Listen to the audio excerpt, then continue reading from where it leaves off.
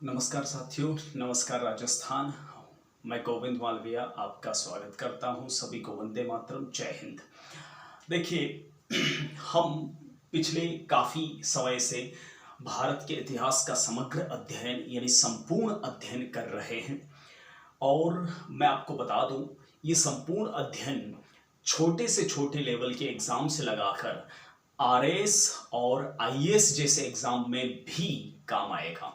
और इतना काम आएगा, मैं आपको यकीन दिलाता हूं कि यहां से कंपटीशन के लिहाज से आपका एक भी क्वेश्चंस बाहर नहीं रहने वाला है। इसलिए वीडियो के अंत तक बने रहिएगा, आपके लिए काफ़ी महत्वपूर्ण है। हम बात कर रहे थे पिछले काफ़ी वीडियोस से, जिसमें हमने पहले पाषाण काल की चर्चा की थी, उसके बाद में सिंधु घाटी सभ्यता की चर्चा की थी, और सिंधु घाटी सभ्यता के काफ़ी वीडियोस के बाद में हमने वैदिक सभ्यता की चर्चा की थी। वैदिक सभ्यता के इससे पहले 2 वीडियो मैं बना चुका हूं। अगर आप पहली बार इस वीडियो पे हैं तो बेहतर समझने के लिए आप इससे पूर्व वाले वीडियो देखें तो ज़्यादा उचित रहेगा। इससे पहले हमने चर्चा की थी, सीधा सीधा पॉइंट पर आ जाते हैं मुद्दे पर। इससे पहले हमने चर्चा की थी वैदिक सभ्यता में वैदिक आर्य जो हैं वह कहाँ से आए थे, उनकी उत्पत्ति कहाँ हुई थी और भारत में प्रारंभ में कहाँ रहना प्रारंभ किया था। उसके बाद में हमने चर्चा की थी कि वैदिक सभ्यता को 2 भागों में बांटा गया है, पूर्व वैदिक और उत्तर वैदिक सभ्यता। हमने वेदों के अंदर कौन कौन से और कितने कितने मंत्र हैं और उन वेदों के ब्राह्मण ग्रंथ कौन से हैं, ये भी चर्चा हमने की थी। और लास्ट वाले वीडियो में हमने पूर्व वैदिक काल, जो कि 1500 ईसा पूर्व से 1000 ईसा पूर्व बिफोर क्राइस्ट ईरा के मध्य माना जाता है, उसके राजनीतिक जीवन की चर्चा की थी। आज हम बात कर लेते हैं पूर्व वैदिक काल के सामाजिक जीवन की। यानी पूर्व वैदिक काल अर्थात ऋग्वैदिक काल, अर्थात ऋग्वेद जब रचा गया उस समय भारत के अंदर समाज कैसा था, ये चर्चा आज के वीडियो का टॉपिक होगा। तो चलिए शुरू कर लेते हैं।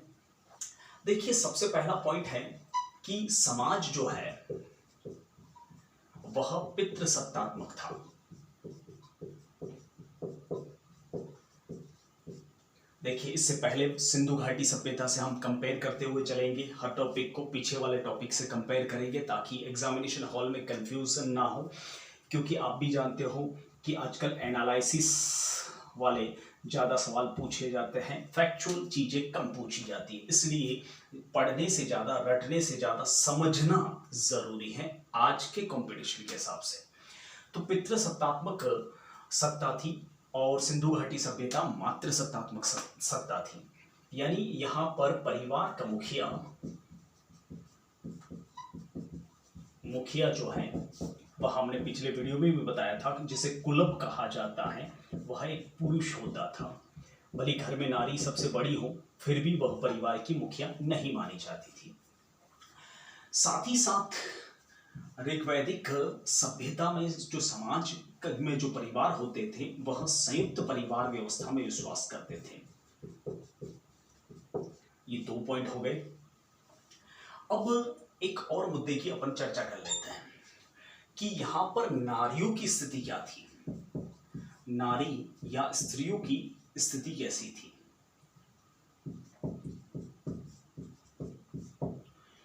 मैं आपको बता दूं, नारियों की स्थिति, अगर आप सोच रहे हो कि वैदिक काल में अच्छी नहीं थी तो आप गलत सोच रहे हो।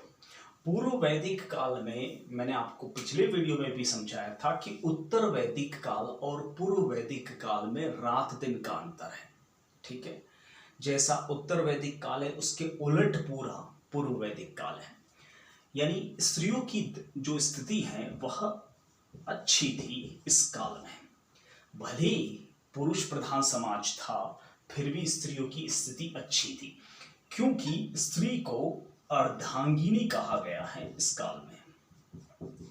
अर्धांगिनी इसी काल में कहा गया है। ऋग्वेद के 11वें मंडल के करीब 23वें सूक्त के अंदर अर्धांगिनी शब्द पुकारा गया है।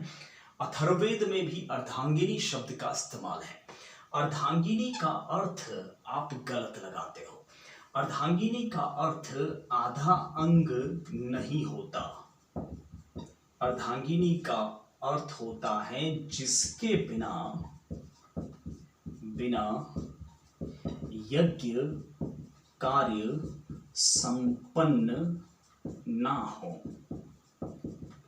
ठीक है। और आप भी जानते हो कि वैदिक आर्यों का मुख्य काम क्या था? यज्ञ करना। और यज्ञ करेंगे तो देवता खुश होंगे, और देवता खुश होंगे तो उनको इहलोक से परलोक जाने में कोई समस्या नहीं होगी। और आपको भी पता है कि उनका जो लक्ष्य था वह स्वर्ग की प्राप्ति थी या मोक्ष की प्राप्ति थी। इसलिए यज्ञ कार्य सबसे महत्वपूर्ण चीज माना जाता था हर किसी के। दूसरे पॉइंट में अपन चर्चा करें कि अच्छी कैसे थी स्थिति। एक तो उसको अर्धांगिनी कहा गया। दूसरा, एक पॉइंट ध्यान देना, यहां पर स्त्रियों को स्वयंवर करने का अधिकार था। स्वयंवर करने का अधिकार था। स्वयंवर प्रथा यानी अपनी इच्छा से दूल्हा ढूंढना। ध्यान देना, यहां पर नियोग प्रथा भी थी। नियोग प्रथा बहुत ही महत्वपूर्ण प्रथा है। इसके लिए मैं आपको एक छोटी सी कहानी भी सुनाना पसंद करूंगा। उस कहानी को ध्यान से सुनिएगा।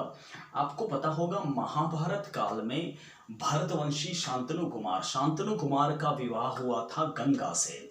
और गंगा से एक कॉन्ट्रैक्ट मैरिज हुई थी, जिसमें गंगा ने कहा था शांतनु से कि आप राजा मुझे किसी भी प्रकार का सवाल नहीं पूछ सकते। अगर आपने पूछा तो हमारा कॉन्ट्रैक्ट यानी विवाह टूट जाएगा। तो गंगा क्या करती थी, एक एक करके जितनी भी उसकी संतानें होती थी उसको नदी में बहा के आ जाती थी। ठीक है। तो ऐसे करके गंगा ने 9 संतानों को नदी में प्रवाह कर दिया था। आखिरकार 10वीं संतान को जब बहाने के लिए गई तो भरतवंशी शांतनु ने गंगा को रोका और कहा कि हे गंगे, तू मेरे निर्मम पुत्रों की हत्या क्यों कर रही है? तो गंगा ने कहा, ये पकड़ो आपका पुत्र, मैं तो चली, हमारा कॉन्ट्रैक्ट टूट गया। तो वो शांतनु को पुत्र सौंप के गंगा चली गई और उस पुत्र का नाम था शांतनु पुत्र देवव्रत। गंगा पुत्र देवव्रत कहते हैं उन्हें। देवव्रत शांतनु के पुत्र थे। समय का पासा पलटता गया। शांतनु अकेले पड़ गए। वह हमेशा गंगा किनारे जाकर गंगा को देखते रहते थे। मेरी गंगा ऐसे गई थी, हमेशा देखते रहते थे। राजकार्यों में जी नहीं लगता था। एक दिन एक धीवर कन्या को उन्होंने देखा। धीवर कन्या यानी नाव चलाने वाली, मछली पकड़ने वाली कन्या को देखा जो नाव चला रही थी। वो काफ़ी पसंद आई शांतनु को। उनकी नाव में वो बैठे और कहा कि उस किनारे ले चल। तो उसके लिए, धीवर कन्या के लिए तो क्लाइंट है, तो वो उस किनारे ले चली। तो राजा उतरिए उनको कहा, तो शांतनु फिर से बोले कि उस किनारे ले आ, तो उस किनारे ले आई। फिर कहा कि राजा उतरिए, तो कि नहीं, इस किनारे ले आ। अब समस्या ये हुई कि इस धीवर कन्या को लगा कि ये राजा ठीक तो है क्या। तो उनसे पूछा कि आखिरकार आपका उद्देश्य क्या है। तो उन्होंने सीधा कह दिया कि मैं आपसे विवाह करना चाहता हूँ। तो उस धीवर कन्या ने कहा कि विवाह करने का और तय करने का अधिकार मेरे पिता का है, आप उनसे मेरा हाथ मांगिए। सही कहा लड़की ने। तो शांतनु धीवर कन्या के पिता के यहाँ गए और कहा कि मुझे आपकी पुत्री से विवाह करना है। उस धीवर कन्या का नाम था सत्यवती। विवाह करना है। तो उस सत्यवती के पिता ने कहा कि राजा, मेरे अहोभाग्य के स्वयं हस्तिनापुर नरेश मेरे घर पे आए हैं पुत्री का हाथ मांगने के लिए। लेकिन एक बात बताइए, मेरी पुत्री को क्या मिलेगा? आपने तो युवराज देवव्रत को घोषित कर रखा है। अगर आप वायदा करें कि सत्यवती से होने वाली संतान अगर गद्दी पर बैठे तो मैं अपनी पुत्री का विवाह आपसे करवा दूं। तो शांतनु ने कहा कि जिस लड़की का विवाह अभी हो रहा है, जिस पुत्रों का अता पता नहीं, उसको युवराज कैसे बना दूं, उत्तराधिकारी कैसे बना दूं। तो शांतनु नहीं माने और वहां से चले गए। लेकिन राजकार्यों में उनका जी नहीं लगता था। ये बात जब देवव्रत को पता चली तो उन्होंने छुपके से देखा तो पिताजी कभी नाव में बैठकर इधर जा रहे, कभी उधर जा रहे। सब समझ में आ गया कि पिताजी को प्यार हो गया है। ठीक है। तो ऐसी कंडीशन में वह देवव्रत स्वयं सत्यवती के पिता के पास पहुंचे और उनसे कहा कि मेरी सत्यवती को मेरे पिता की पत्नी बनाने में क्या आपत्ति है। तो सत्यवती के पिता ने कहा कि आपत्ति है, आप मेरी पुत्री को क्या मिलेगा, उत्तराधिकारी तो आप बनेंगे, युवराज आप हैं। तो उन्होंने कहा मैं युवराज नहीं बनूंगा, मैं उत्तराधिकारी हस्तिनापुर का नरेश नहीं बनूंगा। कि जनाब आप अपनी गारंटी ले सकते हैं, अपनी संतानों की गारंटी कैसे ले सकते हैं। तो इसी समय देवव्रत, गंगापुत्र देवव्रत ने भीष्म प्रतिज्ञा की, इसलिए गंगापुत्र भीष्म कहलाए कि आजीवन अखंड कुंवारा रहूंगा, जीवन भर शादी नहीं करूंगा। तो इसलिए सत्यवती और शांतनु का विवाह हो गया और सत्यवती और शांतनु की दो संतानें हुई थी, एक चित्रांगद और दूसरा था विचित्रवीर्य। चित्रांगद बहुत ही कम समय के अंदर डेथ हो गई थी। नेक्स्ट था विचित्रवीर्य। विचित्रवीर्य नाम है लेकिन नपुंसक निकला। अब क्या करें। तो ऐसे वक्त में काशी नरेश की 3 कन्याओं का स्वयंवर रचा जा रहा था, अंबा, अंबिका और अंबालिका। तो महाराजा विचित्रवीर्य को इनवाइट नहीं किया गया। मैं शॉर्ट में स्टोरी सुना रहा हूं ताकि ज्यादा समय जाया ना हो। तो गंगापुत्र भीष्म तीनों राजकुमारियों को, अंबा, अंबिका और अंबालिका को लेने के लिए सीधा काशी गए और तीनों को उठाकर ले आए महाराजा विचित्रवीर्य के लिए, जो नपुंसक था। हालांकि अंबा ने तो उन्हें स्वीकार नहीं किया। ये वही अंबा है जो गंगापुत्र भीष्म की मौत का कारण बनती है श्रीखंडी के रूप में, ठीक है। और अंबिका और अंबालिका ने स्वीकार कर लिया, लेकिन प्रश्न वही का वही, पुत्र कैसे हो, गद्दी तो सुनी है विचित्रवीर्य के बाद। तो ऐसे वक्त में सत्यवती का एक अवैध पुत्र था। जी हाँ, उसको नहीं कहने चाहिए ऐसे शब्द, लेकिन वो पुत्र था ऋषि पाराशर से। ऋषि पाराशर एक बार इसी सत्यवती की नाव में बैठे हुए थे शांतनु की तरह, ठीक है। और पाराशर को भी ये सत्यवती पसंद आ गई थी। तो इतनी पसंद आई कि उन्होंने धुएं का प्रभाव फैलाकर, अपने तपोबल का प्रभाव फैलाकर नदी के चारों ओर धुआं धुआं कर दिया, ताकि दूसरे ऋषि उन्हें न देख पाए, सत्यवती और पाराशर को। और सत्यवती के साथ एक पुत्र उत्पन्न किया जो धुएं की वजह से काला पड़ा था। उसको कहते हैं कृष्ण द्वैपायन। कृष्ण द्वैपायन यानी काला, द्वैपायन यानी 2 नदियों के बीच हुआ पुत्र, जिसे कहते हैं वेदव्यास। यानी वेदव्यास की माता सत्यवती है और पिता है ऋषि पाराशर, ठीक है। इसी वेदव्यास को बुलाया विचित्रवीर्य की 2 पत्नियों के साथ नियोग करने के लिए। देखिए, पहले संतान का महत्व बहुत ज्यादा होता था। तो संतान के लिए परिवार के किसी भी सदस्य के साथ कोई भी लेडी नियोग कर सकती थी, यानी संतान प्राप्ति की कामना कर सकती थी। तो जब वेदव्यास काले थे, कृष्ण थे, ठीक है, उनको देखकर अंबिका बिल्कुल डर गई और उसने आंखें बंद कर ली। इसलिए वेदव्यास और अंबिका, जो रियल में रानी किसकी थी, विचित्रवीर्य की, उसके एक पुत्र हुआ जिसका नाम था धृतराष्ट्र। और एक रानी थी अंबालिका। अंबालिका देख के उसका रंग पीला पड़ गया, ठीक है, और डर गई। इसलिए उसका एक पुत्र हुआ था पांडु। और इसी पांडु के 5 पुत्र थे पांडव, ठीक है। और धृतराष्ट्र का पुत्र था दुर्योधन, ठीक है। 100 कौरव थे और ये पांडव थे, ठीक है। एक दासी को भी भेजा गया था और दासी को कोई समस्या नहीं थी वेदव्यास के साथ, इसलिए दासी का एक स्वस्थ पुत्र हुआ विदुर। ये सारी महाभारत की स्टोरी मैंने क्यों बताई, नियोग प्रथा को समझाने के लिए। सॉरी, लंबी खिंच गई। चलिए टॉपिक की ओर चलते हैं। तो मैं कह रहा था कि एक नियोग जैसी प्रथा थी जिसमें संतान प्राप्ति की कामना नारियां कर सकती थी। साथ ही साथ एक और प्रथा थी यहाँ पर, और वो प्रथा थी नियोग प्रथा थी, स्वयंवर प्रथा थी। बहुल विवाह होते थे। देखिए, बहुविवाह और बहुल विवाह में फर्क है। बहुविवाह एक व्यक्ति के द्वारा अधिक विवाह और बहुल विवाह, जिसमें एक लेडी भी बहुत सारों के साथ विवाह कर सकती है, जैसे पांचाली। पांचाली के कितने पति थे? 5 पति थे। तो ये वाली प्रथाएं चलती थी। देखिए, इस काल में पर्दा प्रथा, ये प्रथाएं अक्सर पूछते रहते हैं। पर्दा प्रथा यानी घूंघट प्रथा नहीं थी। विधवा विवाह, बाल विवाह,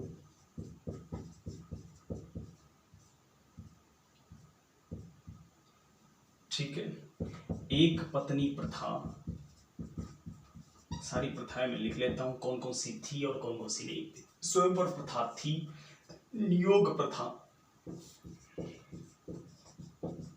स्वयंवर प्रथा थी, नियोग प्रथा थी, बहुल विवाह था, पर्दा प्रथा नहीं था, विधवा विवाह था, बाल विवाह नहीं था, एक पत्नी प्रथा था और सती प्रथा नहीं था। सती प्रथा, पर्दा प्रथा और बाल विवाह पूर्व वैदिक काल में नहीं होते थे। ऐसे ही फंसाए जाएंगे आपको, ठीक है, तो थोड़ा सा अलर्ट रहिएगा यहां से। अब नेक्स्ट बात करें प्रथाओं के बाद, तो देखिए यहां पर 2 चीजें,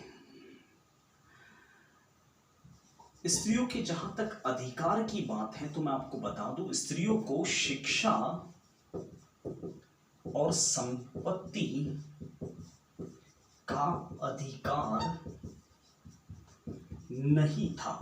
ध्यान देना, शब्द लिखा है मैंने, नहीं था। शिक्षा का और संपत्ति का अधिकार। फिर आप सोचोगे कि अपवाद है, यहाँ इस काल में विदुषियां मिलती हैं।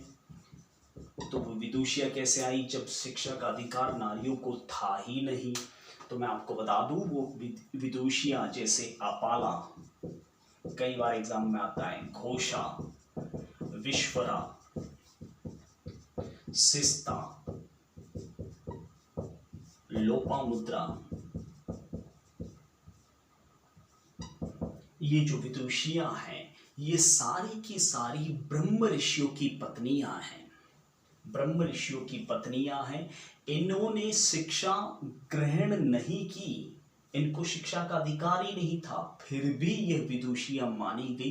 कारण ये है कि ये ब्रह्म ऋषियों की पत्नियां थी, गुरुकुल में रहती थी, सिर्फ सुन सुन के इन्होंने ज्ञान एकत्रित किया एकलव्य की तरह। बात समझे? इसलिए ये विदुषियां मानी गई हैं। अदरवाइज कभी गलती मत करना इनके चक्कर में कि शिक्षा का अधिकार था, और ऐसे कोटेशन में फंसाएंगे आपको, ठीक है। नेक्स्ट बात करें तो अगर सामाजिक जीवन में और मैं आपसे चर्चा करना चाहूं तो यहां का वर्ण काफी महत्वपूर्ण है। देखिए, वर्ण जो है वह रंग से बना है। वर्ण का संस्कृत से हिंदी अर्थ होता है रंग।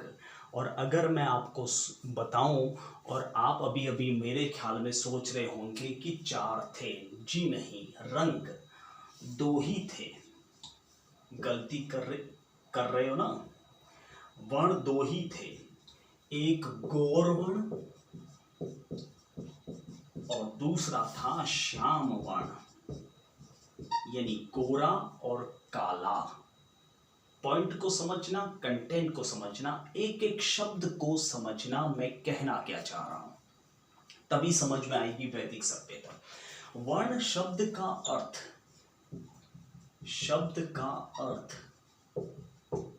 रंग होता है, और रंग 2 ही थे, गोरे और काले, यानी गोरे और काले, ठीक। लेकिन ये भी कर्म से लगाए गए हैं। इनका जो आधार था वह था कर्म। आपने बहुत रट्टा मारा, लेकिन अब समझिए कंटेंट को, क्योंकि आजकल सवाल पूछे जाते हैं, कौन सा कथन सत्य है, कौन सा असत्य है, कथन और कारण की व्याख्या कीजिए। ऐसे सवालों में उलझ जाओगे, इसलिए कंटेंट को समझो, एनालिसिस करो उसकी। वर्ण शब्द का अर्थ रंग था, लेकिन उसका आधार था कर्म, ठीक है।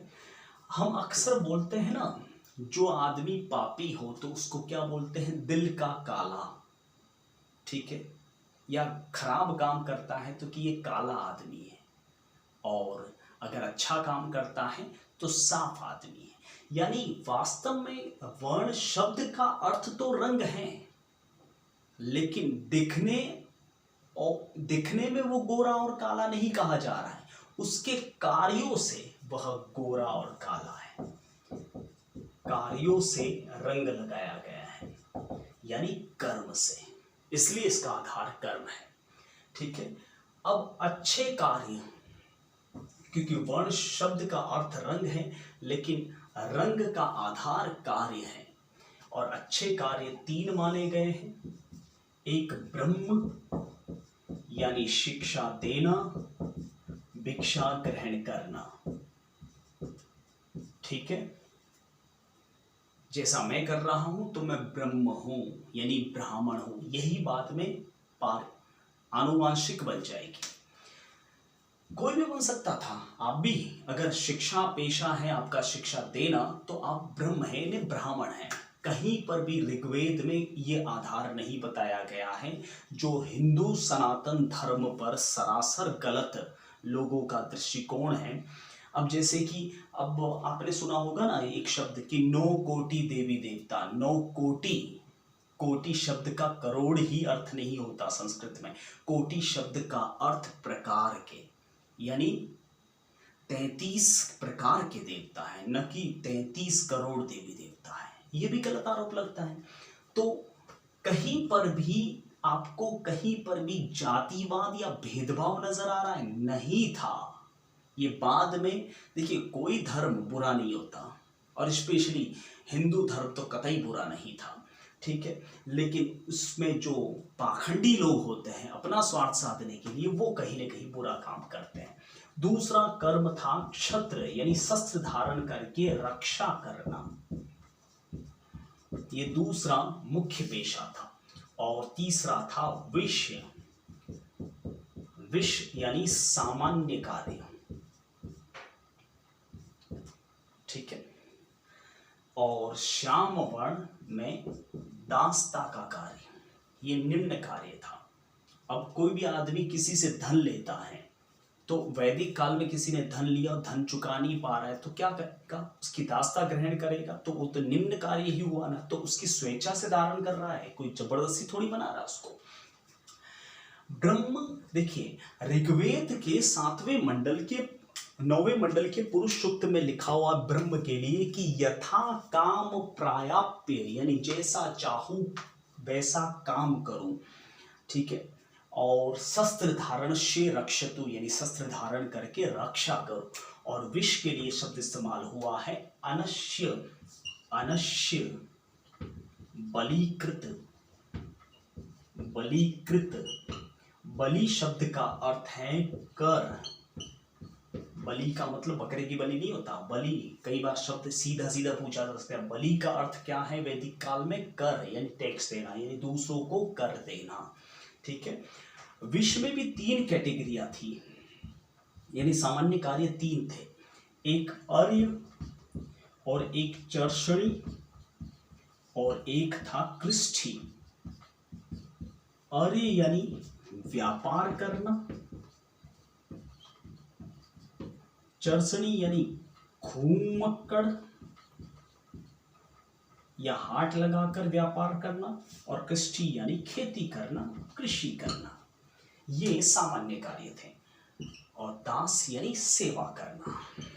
इनके लिए 9वें मंडल में लिखा गया है अनश्य पृष्य, यानी दूसरों की सेवा करना, ठीक है। तो ये है वर्ण। देखिए अब यहां पर मैं कुछ चीजें निकाल रहा हूं आपके लिए, इसी की एनालिसिस, ध्यान देना। वर्ण पूछे पूर्व वैदिक काल में तो 2, आर्य पूछे तो 1, 1, 2, 3, और व्यवस्थाएं पूछे, ये जाति नहीं है, तो 4, 1, 2, 3 और 4, ठीक है। गौर वर्ण को आर्य कहा जाता था, यानी श्रेष्ठ, क्योंकि ये श्रेष्ठ कार्य है। और श्याम वर्ण को म्लेच्छ कहा जाता था, यानी नीच कार्य। ठीक है, तो आर्य 3 थे, वर्ण 2 थे और व्यवस्थाएं 4 थी ऋग्वैदिक काल में। वर्ण को गलत समझा, कोई बात नहीं, स्क्रीनशॉट लेना है ले लीजिए। आगे बढ़ते हैं और भी बातों को लेकर। देखिए दोस्तों, अब बात करते हैं कुछ और चीजों की, क्योंकि समग्र अध्ययन मतलब समग्र अध्ययन ही होगा। अब यहाँ के समाज के अंदर कुछ और बातें देख लेते हैं ऋग्वैदिक समाज में। देखिए, इस काल में अगर खान पान की बात करूं तो खान पान आप भी जानते हो कि 2 तरह के माने जाते हैं, और एक है शाकाहार और एक है मांसाहार। ये तो खाना हो गया। अब पान की बात करें तो पेय पदार्थों में इनका मुख्य पेय, देखिए अक्सर आपने कंफ्यूजन वाले मामले में देखा होगा। पेय पदार्थ लोग मानते हैं कि शरबत वैसी कुछ चीजें नहीं, सोम रस, सोम रस यानी अंगूर की शराब, ये इनका मुख्य पेय पदार्थ था। सूरा, सूरा यानी देशी शराब, ये 2 पेय पदार्थ थे। ठीक है, लेकिन सोम रस प्रशंसनीय माना गया। ये नहीं कहते कि पीना नहीं, पीना ही जरूरी है, सोम रस पियो ठीक बात है, और सूरापान निंदनीय माना गया। ऐसा नहीं कहा जा रहा है कि पियो मत, ठीक है, अपनी इच्छा से पी सकते हो, लेकिन निंदनीय है, यानी देशी शराब जो स्वास्थ्य के लिए भी हानिकारक होती है। ठीक है, मांसाहार में ये लोग भेड़ या बकरे का मांस खाते थे। कहीं पर भी गाय का जिक्र नहीं है कि गाय का मांस खाया जाता था, और वो भी कब? अतिथि के आगमन पर, अगर घर में कोई गेस्ट आ जाए तभी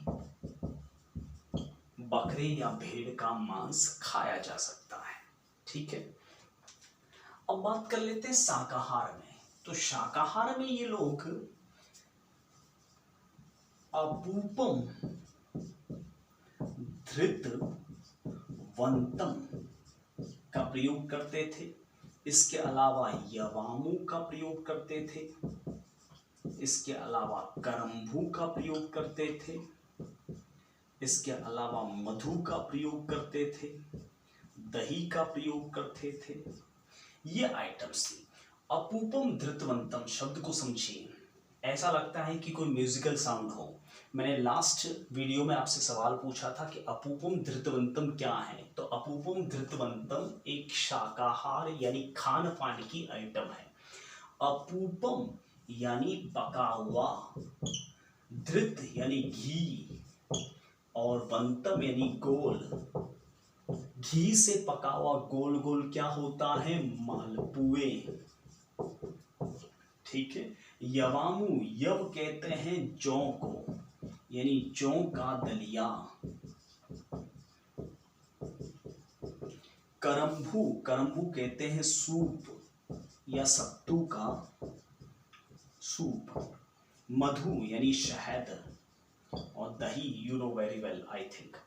देखिए एक चीज नोट करना, यहां पर नमक का उल्लेख नहीं है। नमक नहीं खाते थे वैदिक आर्य, ठीक है, यानी फीका खाते थे। तो ये थी कुछ खान पान से संबंधित आइटम्स। जरा इस पे थोड़ा सा गौर करिएगा।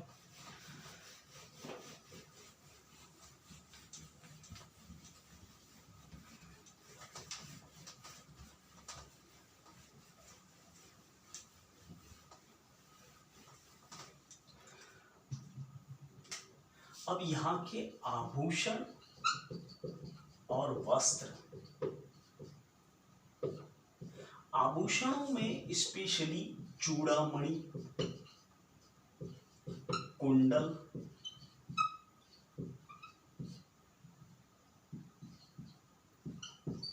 रखड़ी, बाजूबंद, ये चीजें इस्तेमाल की जाती थी। मुझे नहीं लगता कि यहाँ से कोई सवाल बैठेगा। चूड़ामणि जो सिर के पीछे औरतें बांधती थी एक चूड़े के समान, कुंडल कानों में लटकाने वाले, रखड़ी यहाँ आगे रखने वाली, बाजूबंद यहाँ हाथों में। इसके अलावा अगर वस्त्रों की बात करूं तो वस्त्र 3 टाइप के थे, नीवी, वासस और अधिवासस। कभी भी सवाल पूछा जा सकता है सीधा सा उठा के, नीवी यानी नीचे वाला वस्त्र, वासस यानी ऊपर वाला वस्त्र, और अधिवासस यानी अधो वस्त्र यानी ओढ़ने वाला वस्त्र। ठीक है, तो ये थे वस्त्र। चलिए दोस्तों, आज के लिए इतना ही। मिलते हैं आपको अगले वीडियो में, लेकिन एंड करने से पहले एक छोटी सी रिक्वेस्ट आपसे जरूर करूंगा। देखिए, मैं ही नहीं, आपको YouTube पे कोई भी व्यक्ति मिले, अगर आपको उसका वीडियो पसंद आता है तो आप उसे जरूर लाइक करें, अगर बुरा लगता है तो अनलाइक करें। मैं नहीं कहता भले मैं हूं या कोई भी हो, क्योंकि इससे आदमी को पता चलता है कि वास्तव में वो अच्छा है या बुरा है। और अगर आप लाइक करोगे, शेयर करोगे, कमेंट करोगे तो उसकी हौसला अफजाई बढ़ेगी। मैं आपके लिए वीडियो बना रहा हूं, आपसे कुछ भी नहीं ले रहा हूं और न लेना चाहिए। तो क्या है मेरा स्वार्थ? देखिए, कोई माने या ना माने, लेकिन सब बात एक ही है कि हर व्यक्ति प्रशंसा का भूखा होता है। तो मैं भी चाहता हूं कि मुझे लोग पसंद करें, और पसंद का मतलब सीधा सा क्या है, लाइक करें, अच्छा लगे कमेंट करें, कंफ्यूजन हो कमेंट करें। पहली बार चैनल पे हो तो सब्सक्राइब करना ना भूलें। सब्सक्राइब किए बिना, लाइक किए बिना जाना मत। अगर आपको पसंद नहीं है तो अनलाइक करके चाहिए, लेकिन खाली हाथ मत जाइए। कहीं ना कहीं ये चीज आपके लिए बहुत महत्वपूर्ण है। आप नहीं मानते इस चीज को, बहुत सारे अपना काम निकाल लेते हैं, देख के चले जाते हैं, तो उसको व्यक्ति को कभी पता नहीं चलता कि उसको कौन पसंद कर रहा है, कौन नापसंद कर रहा है, कितने लोग पसंद कर रहे हैं, कितने लोग नापसंद कर रहे हैं। उस चक्कर में वो क्या है, हेजिटेट हो जाता है, डिमोटिवेट हो जाता है, और आपके लिए आगे वीडियोस नहीं बनाता। और यही वजह है कि बहुत सारी सीरीज आधे रास्ते में अधूरी रह जाती है। इसलिए मैं फिर से रिक्वेस्ट करूंगा, आप कोई भी वीडियो देखें, पसंद आए लाइक करें, ना पसंद आए अनलाइक कर दें, लेकिन सिर्फ देख के ना जाएं। इसी विचार के साथ आपसे विदा लेता हूं, और तब तक के लिए जय हिंद, वंदे मातरम।